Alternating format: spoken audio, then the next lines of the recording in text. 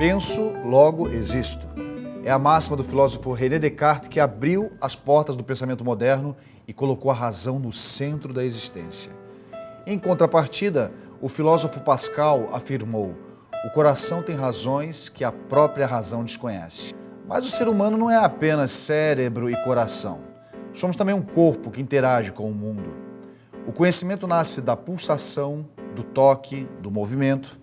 Enquanto a cabeça faz sinapses, o corpo dança. Eu trabalho desde 1948, quando eu escolhi trabalhar com o corpo. Eu tinha mania, no sítio do meu pai, de andar num local ou num caminho, que esse caminho, e era sempre eu escolhia andar com meu primo, que me entendia. Eu bem pequenininha, e ele também, mais velho um pouco, ele sempre me perguntava: ô Angel, por que você sempre escolhe esse caminho? E quer vir por aqui? Aqui tem cobra, tem não sei o quê, mais o quê. O que você vem fazer aí? Eu falei assim: se Pedro Álvares Cabral descobriu o Brasil, eu quero descobrir alguma coisa.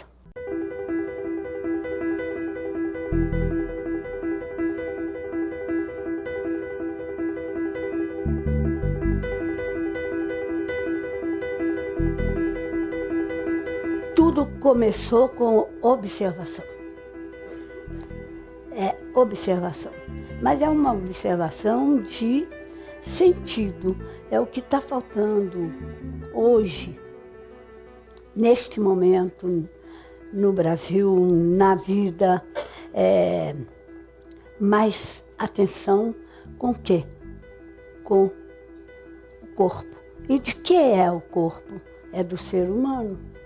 E, para mim, a coisa mais importante que me perguntaram: de que é que você mais gosta? Eu falei: de gente. E gente ocupa um corpo. E este corpo é um instrumento. Este instrumento necessita ser afinado. Então, é afinando este instrumento que você descobre o caminho. Mas encontrar o caminho como? Tem de saber onde ajudar a encontrar o caminho.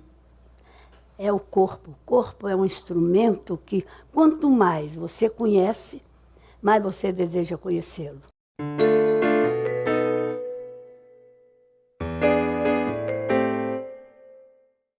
A modernidade se caracterizou por um nascimento, o surgimento do que a gente vai chamar de sujeito.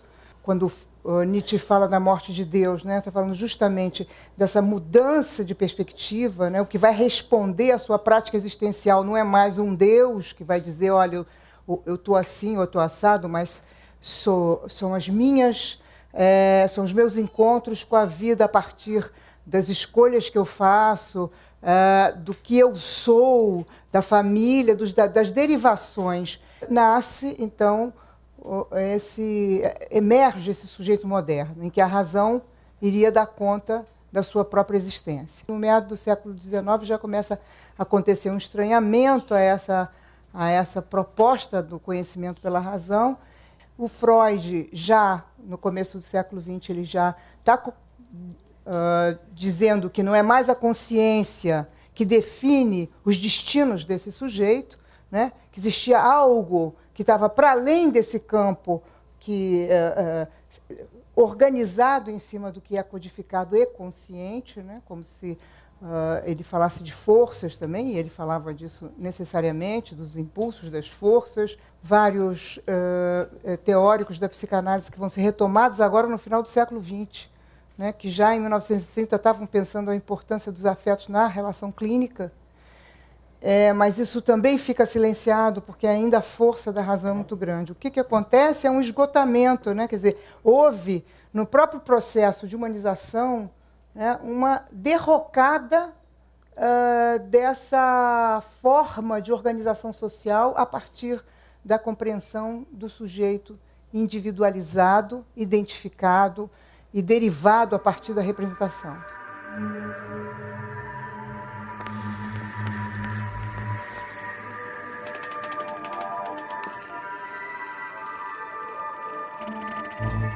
Não me pergunte quem sou e não me diga para permanecer o mesmo.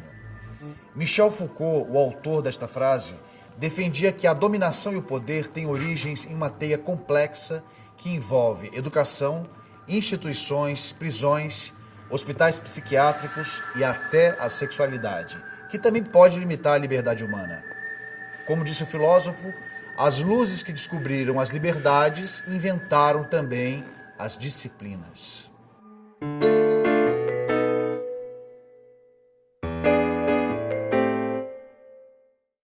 Foucault ele faz uma crítica grande ao processo de ocidentalização do pensamento e vai propor, não é, que para desajustar esses modelos que constituem o nosso ser subjetivo, porque o processo de subjetivação é algo que implica, de alguma maneira, uma sujeição, mas, ao mesmo tempo, uma resistência. Quer dizer, a gente está falando aqui de relação de poder, né?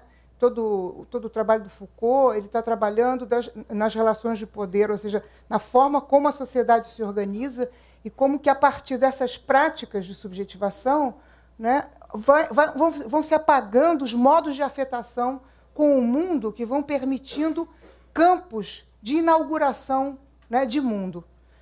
Então, o Foucault vai se preocupar com essa construção e ele não vai dizer que essa questão do poder não vai deixar de existir, mas ele vai pensar em práticas que possam restaurar o que ele chama de que seria esse sujeito, esse homem livre, né? Porque entre o poder e a liberdade, ou entre a sujeição e a resistência, você teria esse campo de operação do poder. Então, quando o Foucault fala dessa prática, ele toma, por exemplo, as pessoas costumam falar do último Foucault, na hermenêutica do sujeito, ele vai começar a trabalhar com as questões como o cuidado de si, como a parresia, governamentalidade. Por exemplo, o cuidado de si era uma prática que os gregos tinham de escolher coisas da vida, do mundo, né? Desde alimento, enfim, relações, leituras, lazeres que pudessem ser sintônicos com a sua existência no sentido de afirmar a sua potência, né? De se expandir enquanto sujeito. Isso é uma leitura que ele faz, que ele tenta pensar como o mundo contemporâneo, né, nessa trajetória que eu estou contando para vocês, da razão enquanto vigor, né, enquanto ela vigorou, houve uma dissociação entre o dizer e o sentir, né? Cada vez o homem ficou com mais dificuldade de falar daquilo que ele sentia. Ele tinha menos capacidade de acessar as suas sensações, as suas experiências sensíveis. Essa dissociação, né, o Foucault vai mostrar que isso se dá no momento em que a razão, quer dizer, a referência para pensar o mundo não é mais o corpo, mas a representação, o mundo representado. Então, o que ele propõe é pensar a sociedade grega com determinados dispositivos, como, por exemplo, o cuidado de si, ou outro dispositivo que eu queria trazer para vocês, que é a parresia. A parresia era uma prática que a gente pode chamar de performática do dizer verdadeiro.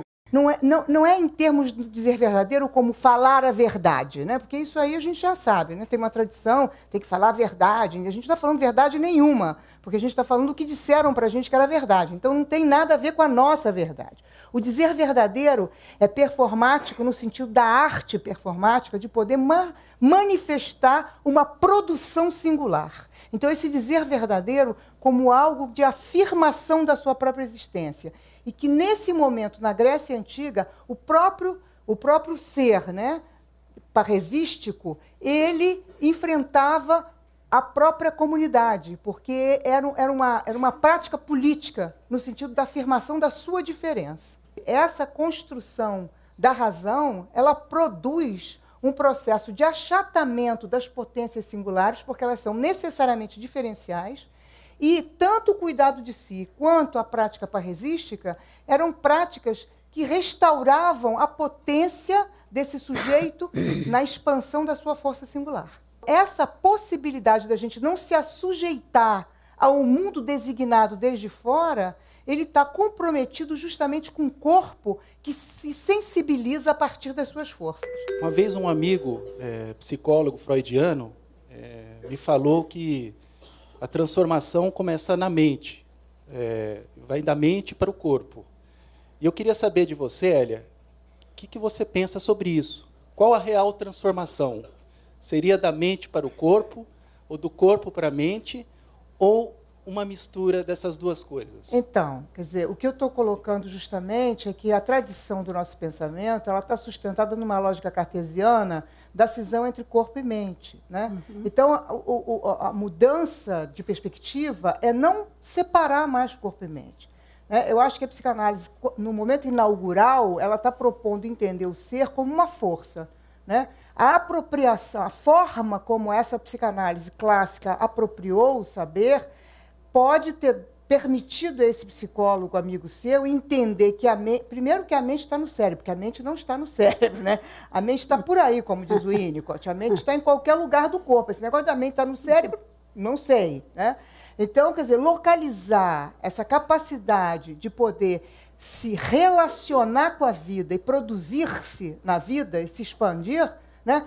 Que é a função da mente, ela não depende só da rigidez do cérebro, ela depende da força de vitalidade de um organismo, que ele pode ser limitado aqui ou ali e continuar tendo força na sua expressão. A forma, né, do desenvolvimento do sujeito, ou do homem, sei lá, do ser, ela não está na mente para o corpo, do corpo para a mente, é uma coisa só, né? O corpo ele é pura potência nesse sentido. Quando eu estou falando de corpo, eu não estou falando de um corpo que está dissociado de uma vitalidade. É disso que eu estou falando, é de uma experiência de mistura.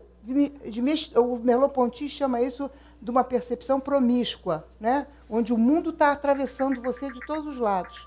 Então, não existe uma direção do corpo para a mente e da mente para o corpo. No próximo bloco, Sabedoria na Veia.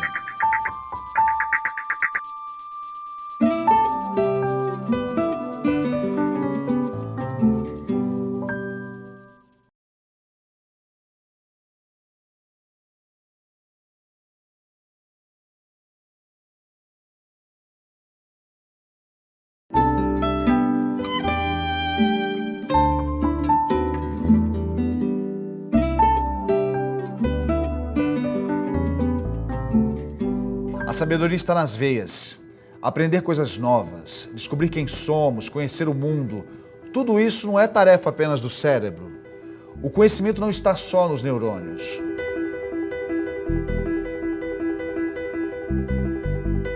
Existe conhecimento também no toque, nos poros, na pele. O corpo humano é uma forma de arte e de comunicação. Danço, logo existo.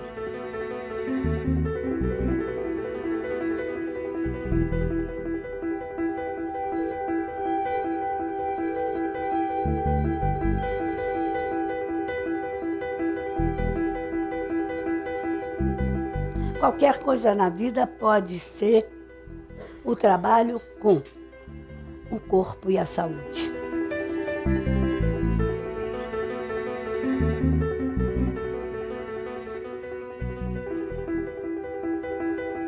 Nós todos somos especiais, né? Cada um é um especial. Ser único, cada um é para mim um ser único e especial.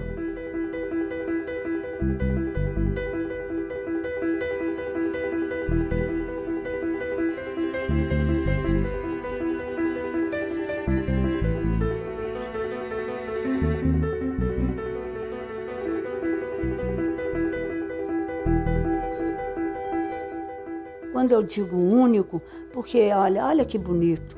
Você olha nessa sala hoje, a quantidade de gente, a diferença de cada um.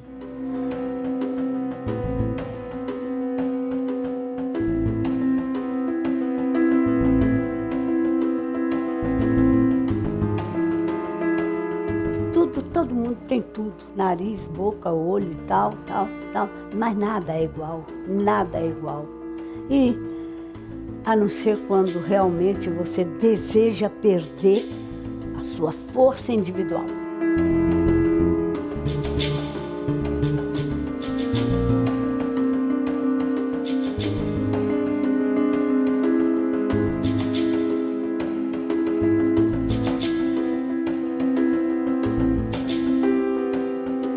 E é por aí que eu acho que nós temos de trabalhar, fazendo de cada um indivíduo que é único, é especial, mas vive numa comunidade, que é a família, que é a cidade, que é o estado, que é o Brasil e que é o mundo.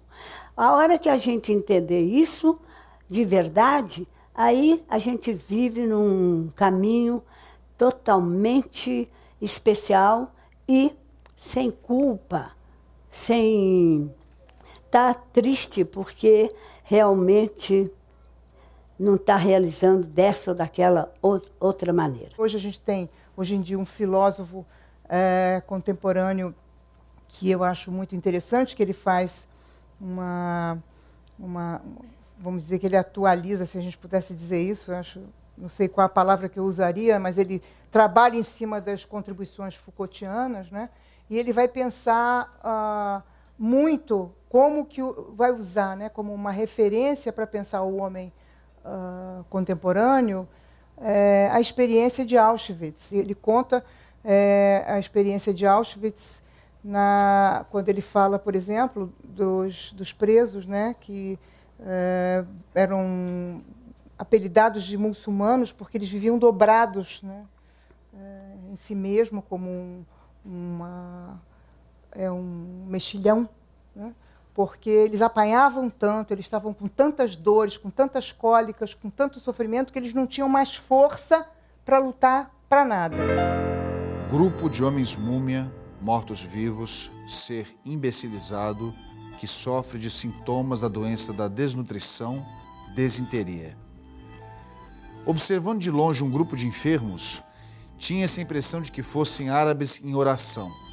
E dessa imagem derivou a definição usada normalmente em Auschwitz para indicar os judeus que estavam morrendo de desnutrição.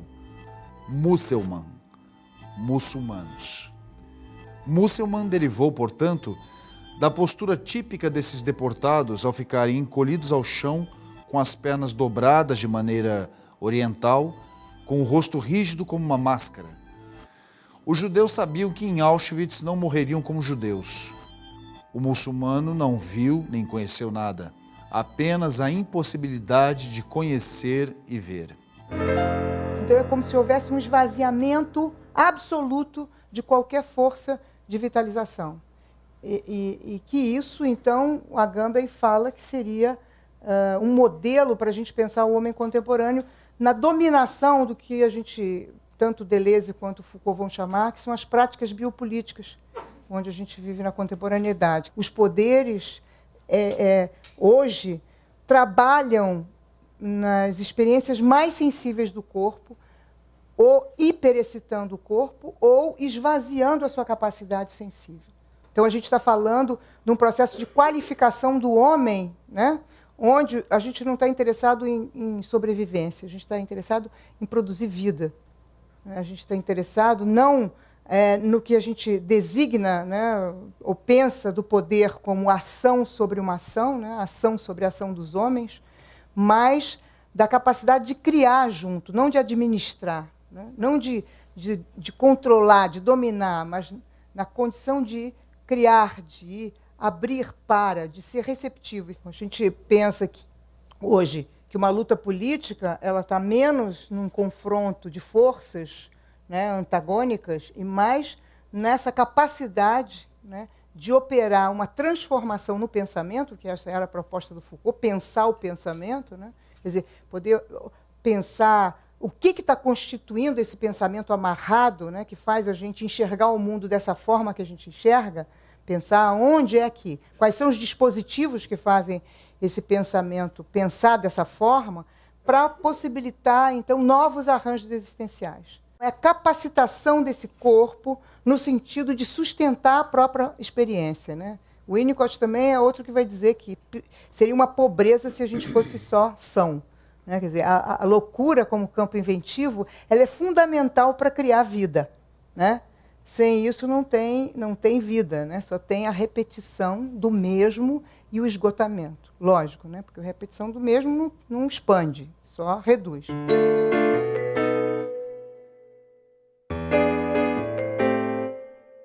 Eu acho que não só a arte, eu acho que a filosofia, a psicanálise, tem tudo que possa, algum tipo pelo menos, né, que possa fazer certos modos de pensar filosóficos, certos modos de fazer analíticos, né, o trabalho artístico como modos de operar uma transformação no pensamento. O que acontece de uns tempos para cá é que o privilégio do ato cognitivo sustentado na razão vai perdendo essa força, né? E outros modos de conhecer o mundo começam a ser visados e começam a ser legitimados, vamos dizer assim, né? Outros modos de se apropriar de campos dessa realidade que fica excluído daquilo que é chamado de realidade, que é fechado num certo modo de perceber o mundo. Então, esse campo intensivo, aquilo que me atravessa e que não está codificado, ou seja, aquilo que faz o meu pensamento inventar alguma coisa diferencial, que faz eu estranhar alguma coisa que eu estou habituado a ver, e que eu olho para essa mesa e, de repente, estranho, o que é isso aqui? Não sei o que é isso.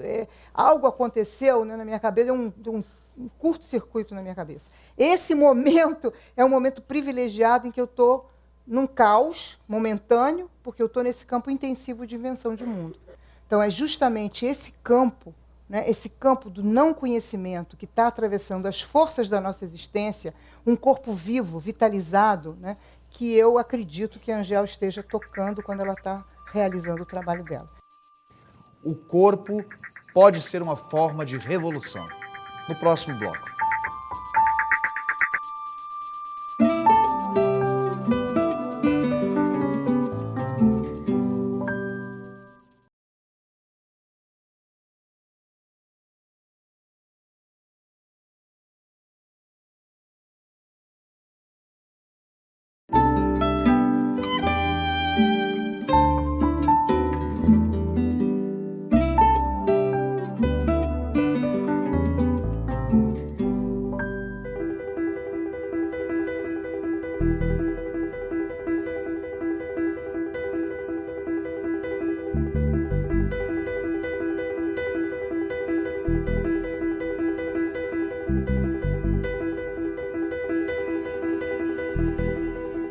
Existir não é apenas pensar. Eu existo também quando eu respiro fundo ou quando eu sinto as gotas de chuva. Corpo e pensamento são duas faces de uma mesma moeda e uma consciência do corpo cria uma nova sensibilidade.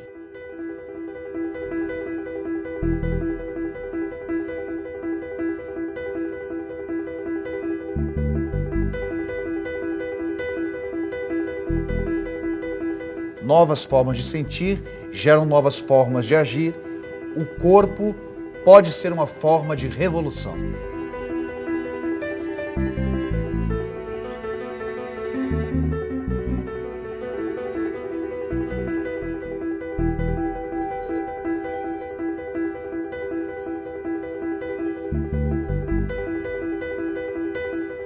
Tudo começou num momento que eu estava ligada na parte da saúde e trabalhar com a diferença.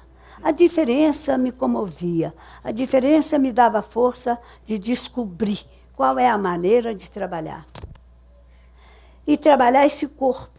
Esse corpo é pensante, esse corpo é um instrumento que você, quando percebe e quando você toma conta dele, quando você se apodera dele, quando você descobre ele de verdade, você é capaz de poder fazer tudo o que você deseja com ele e doar também para o outro o trabalho.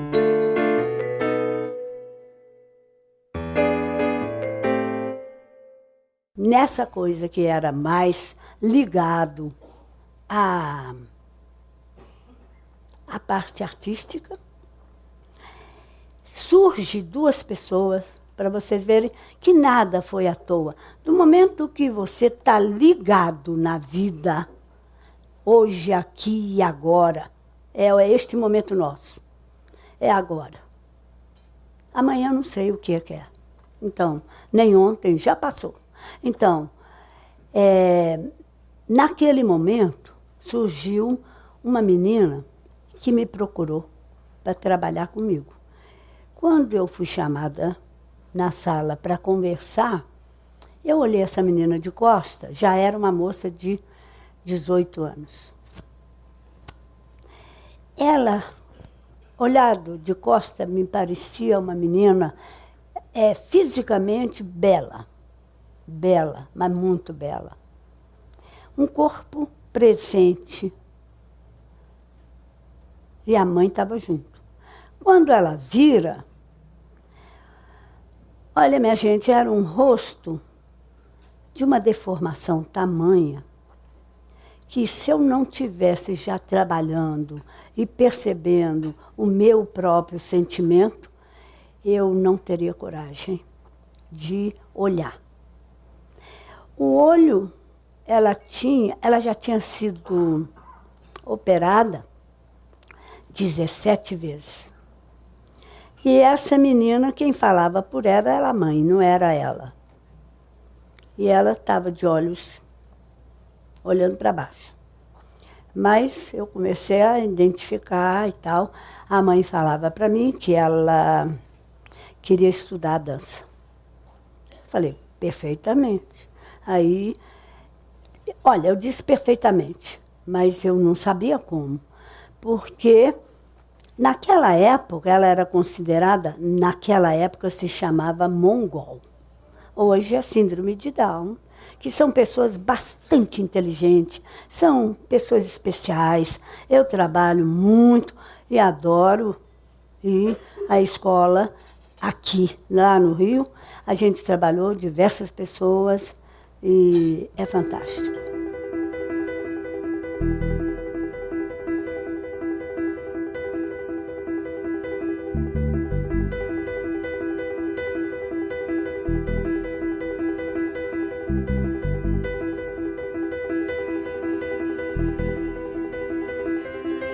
Mas essa pessoa é que me levou a trabalhar, então, mais profundamente, entender melhor o corpo, para chegar na saúde. Eu falei com essa menina, ou com a mãe, por favor, deixa ela conversar agora comigo. Ela falou que queria.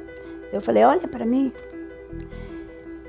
Ela teve dificuldade de me olhar. Eu falei, olha, minha amiga, olha. Ela me olhou e realmente, como os olhos, a arcada zigomática, que é isso aqui, estava realmente com dificuldade de sustentação e dos olhos, e toda vez ela operava e tornava a cair, tornava a cair. O nariz ela já tinha operado, o queixo ela já tinha tirado um pedaço da crista ilíaca para colocar no queixo. Então era um negócio bastante sério. E eu não sabia como ia pegar essa menina. Eu falei para mim mesma, que loucura, como é que eu vou fazer? Eu estou dizendo sim, mas não sei nada. Eu só estava estudando. Estava estudando, eu sabia dança. Agora, como é que eu ia chegar a ela? Mas você sabe o que é? Que eu acho importante? É acreditar no que você faz, em primeiro lugar. Eu fazia era dança. E foi ela que veio para mim. E eu resolvi pegar. Eu resolvi acreditar. Eu resolvi trazer um sentimento que eu acho que é este que está faltando. Ter coragem. Depois descobre como que você vai trabalhar. Descobre.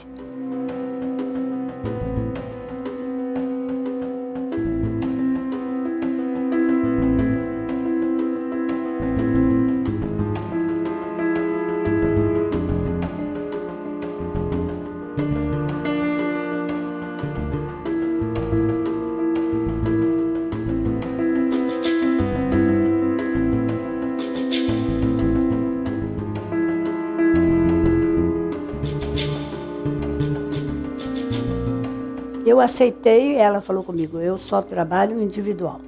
Eu falei, poxa, mas eu vou fazer isso. Eu achei até bom, porque depois eu pude trabalhar com ela individualmente e pude conquistar aquela pessoa. E foi lindo o trabalho dela, foi lindo.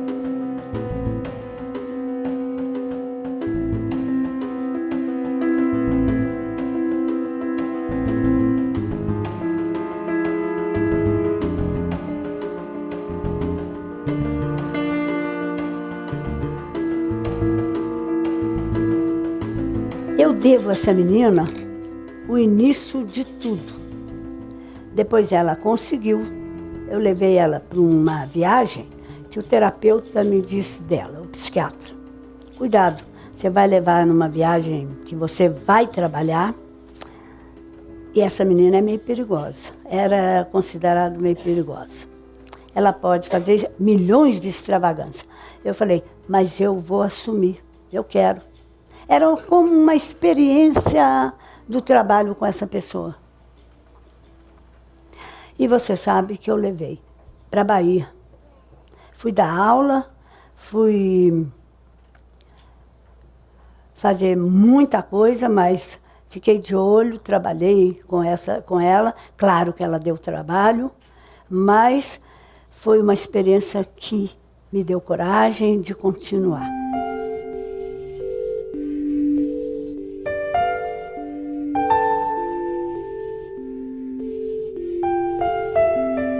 E uma coisa bonita dela, ela casou-se e ela me apresentou os filhos cada vez do Natal que eu ia visitá-la, que eu já tinha mudado para o Rio. Ela me apresentou os 3 filhos. 2, muito sem problema nenhum. E o último falou assim, olha, eu sou a pessoa que pareço com ela. Sabe o que ela respondeu? Ela falou, que bom que eu sou sua mãe. Aí me comoveu o andamento do trabalho com ela. Ela disse, eu posso te ajudar, porque eu passei por tudo. Agora os outros não poderiam te ajudar. Eu sei como te ajudar, cada vez ficar melhor.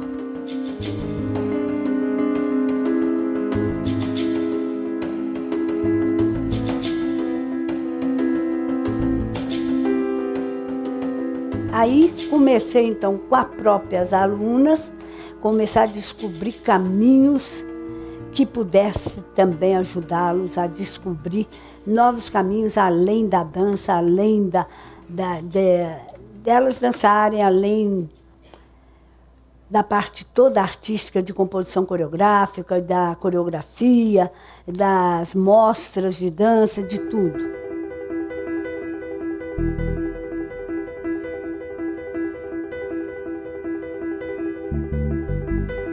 Os alunos me viam trabalhando no meu curso livre. No meu curso livre, eu punha de tudo.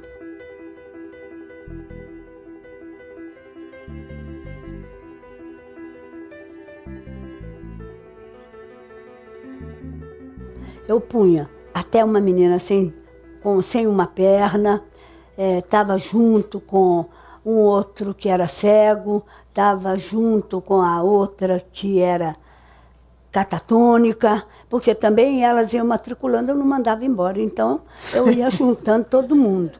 Então, mas eu juntava também os normais e falava com eles, por favor, já que está todo mundo junto, vamos ajudar uns aos outros. E ficava essa parte para eu trabalhar. E era muito interessante.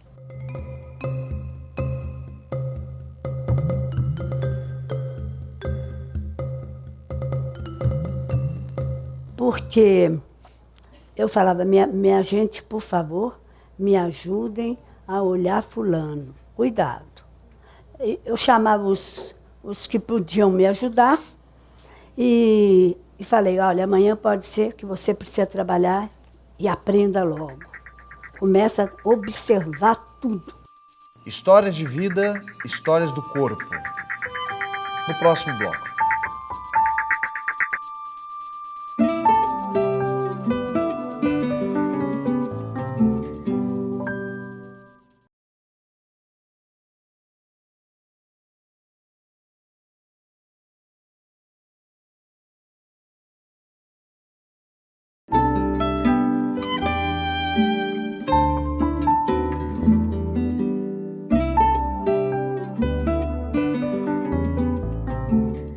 No dia a dia podemos marchar como soldados ou caminhar com a leveza dos dançarinos.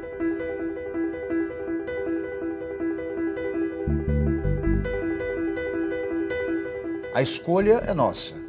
Através do corpo, podemos alcançar a plenitude.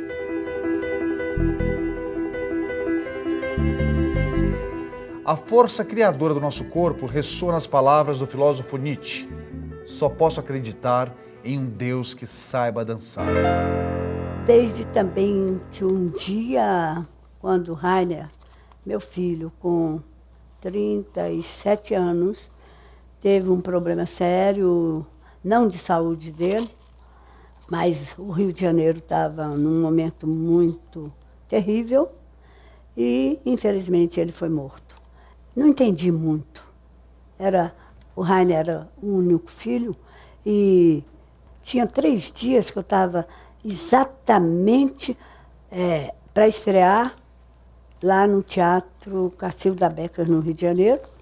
Emocionalmente uma loucura, porque quando eu chego e não dou conta do Rainer lá, ele não voltou.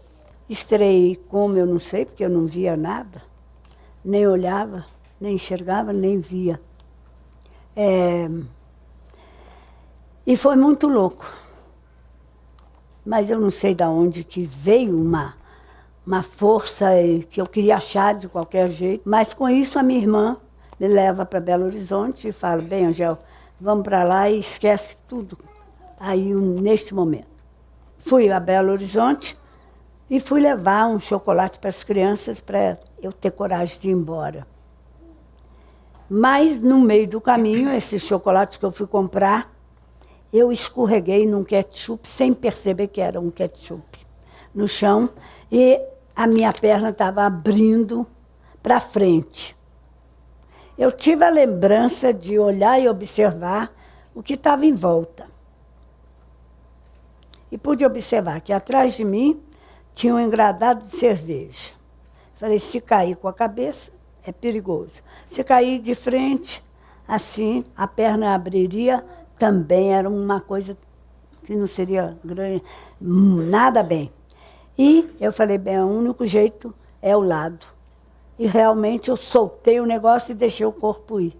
O corpo foi para o lado e aí perdi a força motora, porque bateu a perna num ladrilho e o grande trocânter, para quem conhece o grande trocânter, ele abriu em V. E aí eu perdi a força motora totalmente. Então, uma coisa muito interessante que deu é a minha percepção. Daquele dia em diante, o médico chegou e disse, Angel, não tem jeito, tem de operar. E operar para pôr parafuso aí. Porque vai ter de... Não é prótese, é parafuso mesmo. E parafuso demora para recuperar. E eu tive de ficar. Aí eu chamei terapeuta de todo jeito. É um terapeuta para falar, outro terapeuta para tratar, outro para sabe para quê? Para pensar. E um dia eu pensei muito, poxa, são 2 dores. A dor emocional era muito forte. Então eu falei, pô, esse Deus é muito claro. Ele dá mais uma dor para contrabalançar a dor emocional. E daí eu pude entender as dores. Uma era emocional, a outra era física. A situação foi tão forte que eu tinha de trabalhar a física para dar um descanso à emocional.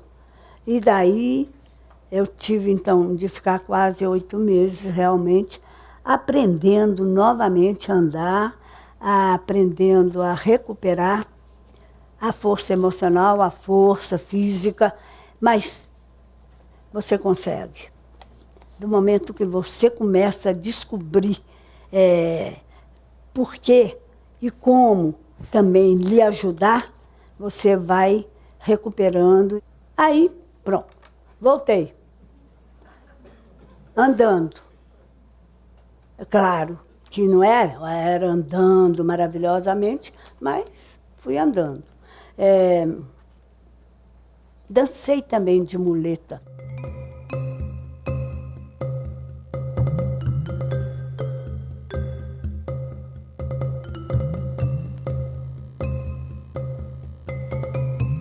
comecei aí a desenvolver um trabalho com as pessoas que se interessavam, como as meninas que falaram assim para mim, Angel, eu quero fazer isso que você faz. Eu fui procurar na Secretaria de Educação e fui procurar na área da graduação o que tinha para eu trabalhar, ou eu formar um grupo, ou um curso. E achei recuperação motora e terapia através da dança, que não era eu que dava esse nome, ele já existia lá na Secretaria de Educação para o 2º grau, qualificação profissional a nível de 2º grau, da dança. Então, eu abri essa recuperação motora e foi muito bonito ter aberto essa... Eu resolvi pôr algumas matérias, a patologia, que seria anatomia e patologia, para poder o aluno entender melhor cada... Você lembra disso, não? Então, para entender melhor o que eles tinham de fazer. Então, foi muito bom, porque esse curso, muitas pessoas saíram com um reconhecimento muito bom, porque tinha a parte de conscientização do movimento, que é o meu trabalho ao longo tempo, que era desenvolver essa percepção corporal, e depois Feldenkrais, que tudo apareceu na minha vida. Cada um que chegava lá no Rio de Janeiro me procurava e eu ia incluindo. Então, abri essa recuperação motor terapia através da dança, através da patologia, da anatomia, da conscientização do movimento e da Feldenkrais, Alexander Technique, eutonia e a dança. E deste curso surgiu, então, um trabalho fantástico na FUNLAR do Rio de Janeiro, com crianças excepcionais. E logo de cara eu mandei mais ou menos, mas eu ficava pesquisando o interesse de cada um que tinha para trabalhar com excepcionais, que não é tão simples, mas muito legal, tanto algumas crianças, outros um pouco mais adultos e outros que fizeram um grupo de dança e que foi fantástico.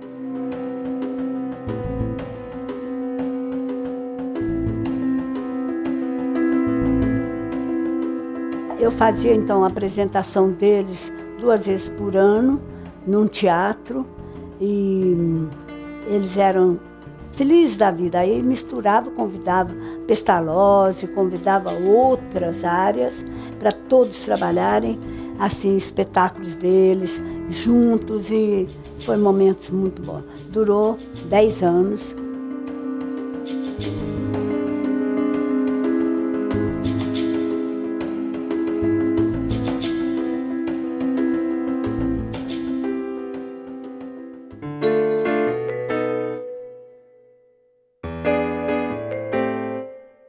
Quando a gente deseja muito uma coisa, às vezes a gente quer chegar ali naquela esquina e não presta atenção o caminho que você está percorrendo. Você quer chegar. Você chega. Mas tudo que aconteceu neste caminho, você não percebeu. Então, por favor, levem isso a sério. Deixe as suas articulações se moverem, deixe as suas articulações ter um espaço, porque o caminho, ou se você já tem ele, cada dia mais você descobre como viver com ele bem. E, se não sabe, deixa que ele te mostre o caminho.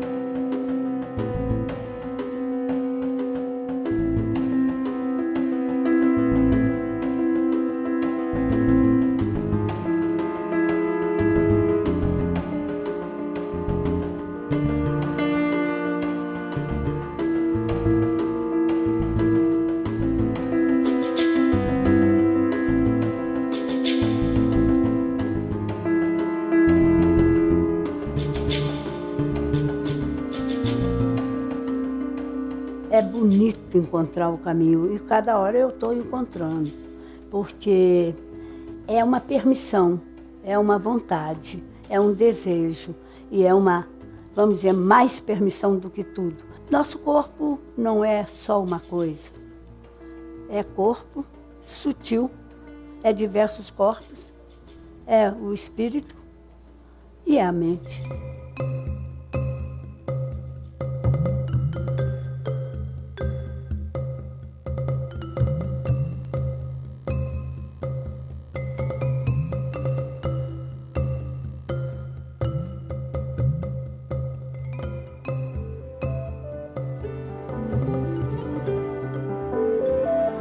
O Café Filosófico fica por aqui. Até a próxima.